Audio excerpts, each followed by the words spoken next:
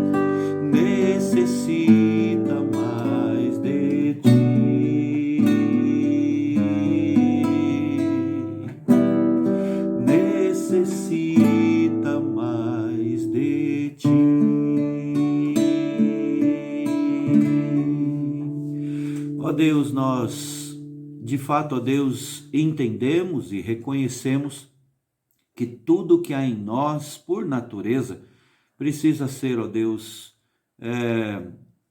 alcançado e transformado pelo Senhor. Nós precisamos da interferência do alto, da tua boa mão, ó Deus, sobre nós.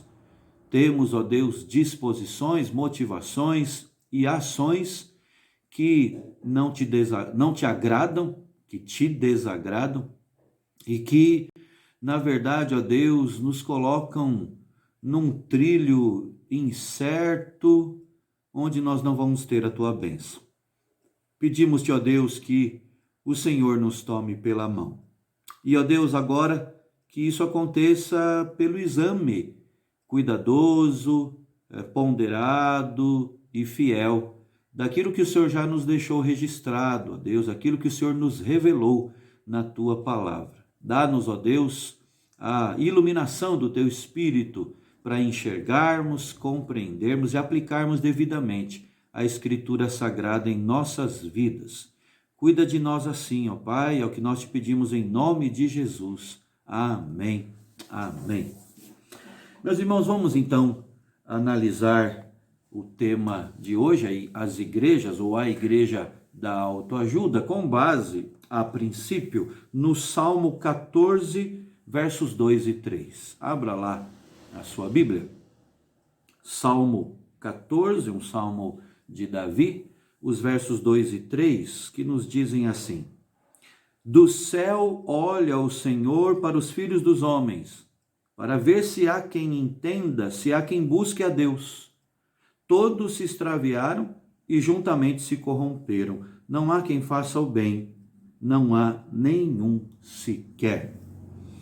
Meus irmãos, nós precisamos abordar essa questão da autoajuda, porque cada vez mais nós vemos isso ganhando espaço em nosso meio. Você já deve ter notado a quantidade enorme de livros de autoajuda que há no mercado, né?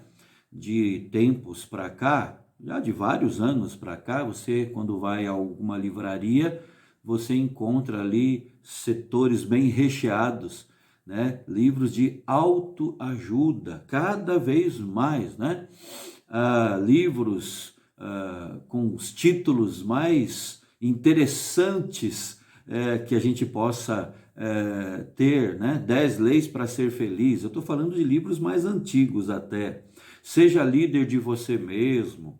Você pode curar a sua vida. O poder das afirmações positivas, o poder do agora. São só exemplos, alguns exemplos desse tipo de publicação. Tem pessoas, muitas, viu, que estão literalmente viciadas em livros assim, não abrem mão, em hipótese alguma, desse tipo de leitura. Agora, o problema não é só esse. Isso já é em si um problema.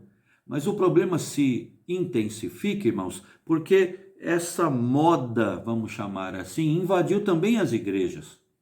Infelizmente, muitos cristãos têm aderido a uma pregação de autoajuda ao invés de valorizarem e de buscarem uma exposição sadia da palavra do Senhor. Então, o que eu estou querendo dizer, em outras palavras, é que muitos que se julgam crentes em Cristo estão atrás não da exposição fiel da Escritura, mas estão atrás de uma palavra de autoajuda, para saírem do culto, por exemplo, com a autoestima elevada, tão somente. E a consequência disso, irmãos, é o enfraquecimento da igreja, porque isso, a autoajuda, a pregação de autoajuda, não é a palavra de Deus e, portanto, não é o alimento de Deus para a nossa vida. E aí vai então gerar um enfraquecimento e a frustração dos próprios crentes. Agora, para entendermos melhor o problema todo, nós precisamos voltar lá atrás, no ano de 1859. Curiosamente, 1859 é o ano em que o primeiro missionário presbiteriano chegou ao Brasil, Archibald Green Simonton, em 12 de agosto de 1859. Ele aportou ali no Rio de Janeiro e começou a sua obra, que embora não tenha durado muito, durou ao todo 8 anos aqui no Brasil, até com um intervalo de sua volta para os Estados Unidos e depois o retorno para cá, mas ele fez muito no pouco tempo que Deus lhe deu. Morreu aqui 8 anos depois de febre amarela. Mas esse ano não é marcado só pela chegada de Simonton ao Brasil. 1859 também foi o ano em que publicou-se um livro intitulado Autoajuda, escrito por Samuel Smiles, e uma frase de abertura do livro foi essa: o céu ajuda aqueles que ajudam a si mesmos. O céu ajuda aqueles que ajudam a si mesmos. Esse livro de Smiles é considerado o primeiro livro de autoajuda. E a intenção desse tipo de texto é qual? É proporcionar às pessoas domínio sobre o seu corpo, sobre a sua mente, para capacitá-las à autorrealização em todas as áreas, em todas as esferas da vida, né?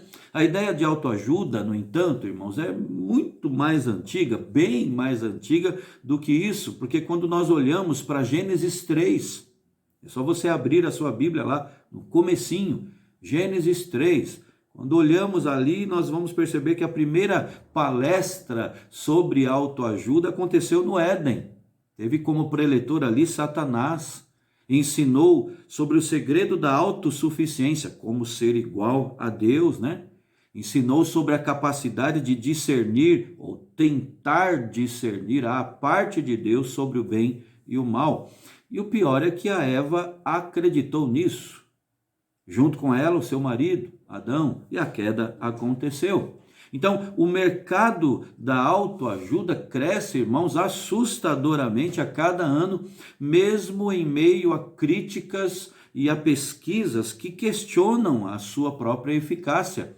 É interessante, irmãos, que conforme o site Diário da Saúde, é só um exemplo que eu posso citar aqui, a pesquisa de uma universidade americana revelou que pessoas que se questionam sobre a capacidade de realizar uma determinada tarefa, elas se saem melhor do que aquelas que dizem a si mesmos que elas vão se sair bem, né? Em um livro que satiriza até a autoajuda, os escritores afirmam que o único jeito de ficar rico com um livro de autoajuda é escrevendo um livro de autoajuda. Ainda assim, muitas igrejas importaram essa ideia, assimilaram essa ideia, sem considerar, sem se importar com os pressupostos equivocados por trás da concepção de autoajuda. E eu gostaria hoje, nesse primeiro enfoque das igrejas da autoajuda, eu gostaria de trazer aqui hoje dois pressupostos equivocados. Os adeptos da autoajuda pressupõem a bondade do homem. Ou seja, para eles o ser humano é bom. Para que o homem tenha condições de ajudar a si mesmo, é necessário mesmo, né, que ele creia que ele próprio é bom. E aí vem o apelo de muitos livros nesta linha, né, nesta direção, o apelo para conhecer a si mesmo, para você encontrar o seu eu interior. Olha, irmão, irmã, muito cuidado com essas palavras, viu? Porque, segundo a autoajuda, esse conhecimento é necessário. Por quê? Porque as respostas estão dentro de você mesmo, estão no profundo do seu ser. A velha ideia da bondade inata do homem está, portanto, presente na igreja da autoajuda, está por trás das ações e da pregação da autoajuda. João Calvino, no entanto, retratou de forma muito clara essa visão que o homem tem de si próprio, né? E segundo ele entendia com base na Escritura, ele escreveu o seguinte: uma vez que os seres humanos têm um amor desordenado e cego por si mesmos, mostram-se dispostos a acreditar que não existe neles nada que mereça desprezo. Assim, sem necessidade de outro advogado, todos acolhem a vã opinião de que o ser humano é autossuficiente para ter uma vida digna e feliz. Vejam o que Calvino, no século XVI, olhe a percepção desse homem de Deus, não é? Vejam o que ele está dizendo, que os seres humanos têm um amor desordenado e cego por si próprios. E então, como resultado, eles se mostram dispostos a acreditar que existe neles nada, não existe nada neles que mereça desprezo. Isso ele disse nas suas institutas da religião cristã. Agora, irmãos, uma rápida olhada em alguns textos da Escritura faz ruir essa concepção dos adeptos da autoajuda mesmo. Uma das doutrinas que nós subscrevemos diz respeito a esse ponto. Como igreja reformada que somos, né? Nós cremos no ensino bíblico da depravação total do ser humano. Que o ser humano é depravado em toda a sua vida, em todas as áreas da sua existência. Por totalmente depravado, nós não queremos dizer que o homem seja tão mau quanto ele poderia ser. Ainda há reflexos da imagem e semelhança de Deus nele, há lampejos da ação de Deus nele. Embora isso esteja já distorcido, foi amassado, né? E ficou desfocado, mas ainda há. Agora, o que estamos querendo dizer é que o pecado afetou tudo no ser humano, todas as suas faculdades, o que ele pensa, o que o motiva, o que ele fala e o que ele faz. E ainda que ele tenha sido criado santo, como eu disse, criado à imagem e semelhança de Deus, com a desobediência de Adão, todos passaram a partir de então a ser inclinados para o mal. Tudo aquilo que o homem deseja, pensa e faz está afetado pelo pecado. É exatamente isso que o salmista Davi disse no texto que lemos aqui no começo, Salmo 14, versos 2 e 3, que ele disse que do céu Deus olha para todos os seres humanos, para ver se há quem entenda, se há quem busque a ele, mas ele não encontra ninguém que por natureza faça isso, porque todos se extraviaram, se corromperam, não há quem faça o bem, não há nenhum sequer. Tempos depois, o apóstolo Paulo vai citar isso no capítulo 3 de sua carta aos crentes de Roma. Não há nenhum justo, nenhum sequer. E isso está espalhado, é o testemunho da Bíblia em vários textos dela, né? Gênesis 6, 5, Eclesiastes 9, 3, Jeremias 17, 9, Marcos 7, 21 e 22 e o texto que eu citei, Romanos capítulo 3, a partir do verso 10. Então, é um pressuposto equivocado dos adeptos da autoajuda, da igreja da autoajuda, o pressuposto que diz que o ser humano é bom. Pressuposto da bondade do homem. Mas um segundo pressuposto, irmãos, que a gente precisa parar aqui para analisar, é a suposta capacidade de controle por parte do ser humano. Sendo o homem bom, segundo os da autoajuda pensam, ele tem então em si mesmo capacidade de mudar vários aspectos da sua vida, né? Já que as respostas estão dentro dele mesmo, então é só ele cavocar e descobrir, e encontrar e achar essas respostas, né? Então ele tem capacidade de mudar por si próprio o que precisa ser mudado na sua vida, e aí ele obtém pleno domínio sobre cada aspecto da sua vida. É por causa desse tipo de convicção que nós ouvimos, vez ou outra, alguém afirmar que na Bíblia está escrito: faça a sua parte que eu te ajudarei. Você percebeu a semelhança com a frase do livro de Ismael, né? O céu ajuda aqueles que ajudam a si mesmo. É interessante a ligação dessas coisas, né? Está tudo ligado. Não é, então, de se estranhar as várias correntes, as várias campanhas que são oferecidas nas igrejas envolvidas com a autoajuda, porque ali tudo depende daquilo que o crente vai fazer. Se ele seguir as instruções, se ele for fiel nas 7 sextas-feiras, não é? Ele vai obter o que deseja. Um exemplo aqui que eu posso citar. Só depende dele. O controle está nas mãos do crente. Quando algum deles não consegue o que almejava, é simplesmente porque não fez o que deveria. E aqui está envolvida também, irmãos, a ideia do pensamento positivo, em que simples declarações como eu posso, eu consigo, eu tenho capacidade, são travestidas de um linguajar evangélico ao se pensar textos fora do contexto, como por exemplo, tudo posso naquele que me fortalece.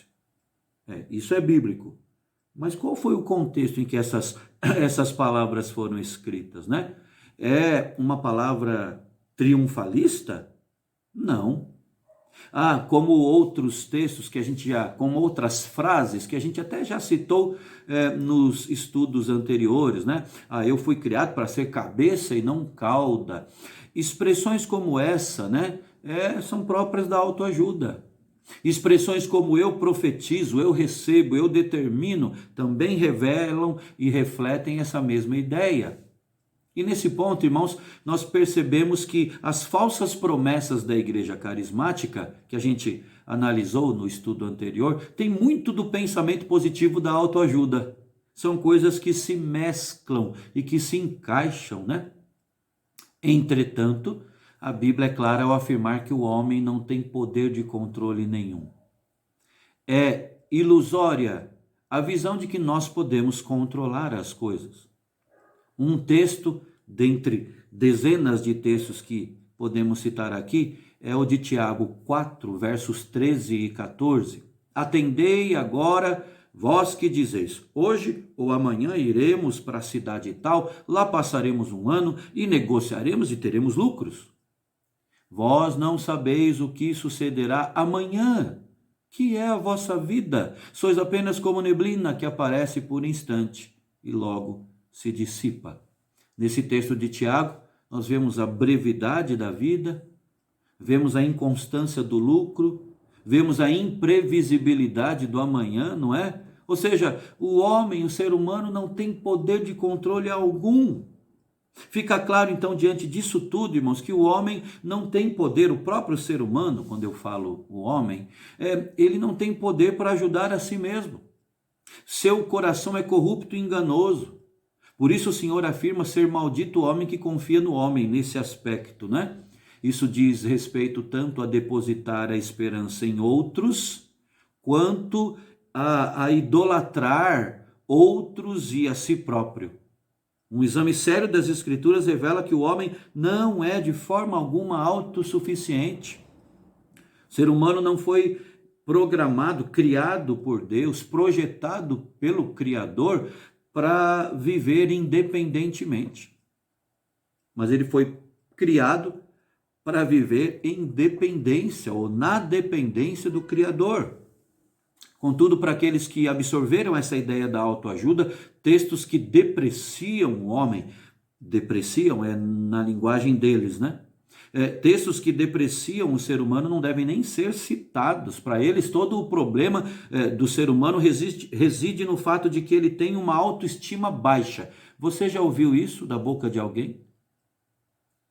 Gente que diz que o grande problema das pessoas é que elas têm uma autoestima baixa. Então se faz o uso de subterfúgios e de coisas paliativas para aumentar a autoestima, né? Então o ser humano não tem amor próprio, esse é o maior problema do ser humano. Aliás, Jay Adams, um conselheiro bíblico, ele cita num de seus livros um escritor entusiasta do movimento da autoajuda que enviou de graça até o livro dele, intitulado Autoestima, a Nova Reforma. Ele enviou de graça para quase todos os pastores americanos esse livro, e no livro ele diz assim: afirmo que o suprimento necessário de autoestima é a base de tudo. A autoestima é a única e maior necessidade da raça humana nos dias de hoje. Com isso nós enxergamos aqui o problema central da igreja da autoajuda, né? Que é a pregação do amor próprio. E nós precisamos analisar tudo isso com muito critério, à luz da Bíblia, a palavra do Senhor. Nós vamos prosseguir no próximo estudo, na próxima devocional, nesta avaliação da autoajuda, de como isso penetrou nas igrejas e tem moldado o pensamento e a pregação de muita gente que se intitula cristã. Mas eu quero parar por aqui hoje e perguntar a você: você por acaso, sem perceber, tem absorvido esses pressupostos equivocados da autoajuda? Você, por exemplo, tem vivido como se o ser humano fosse bom, tem crido na bondade do ser humano e absorvido aquela ideia de que o que deturpa as pessoas é o ambiente em que elas estão. Ok, o ambiente pode afetar, mas a Bíblia diz que não há nenhum justo. Todos se extraviaram, não há quem faça o bem. E isso é algo interno do ser humano. Acreditar que o ser humano é bom é uma falácia. E você também acredita na consequência disso, que nós abordamos aqui, que o ser humano tem uma suposta capacidade de controlar as coisas, e aí ele pode resolver as coisas encontrando as respostas em si próprio? Como nós vamos até abordar no próximo estudo, já quero adiantar aqui, e é uma frase dita pelo reverendo Hernandes, né? O ser humano não precisa de autoajuda. O ser humano precisa de ajuda do alto. Repensemos as nossas convicções e a nossa prática à luz das Sagradas Escrituras. Um forte abraço. Vamos orar agora com os nossos familiares. Que Deus abençoe a sua vida até o nosso próximo estudo, se assim Deus quiser.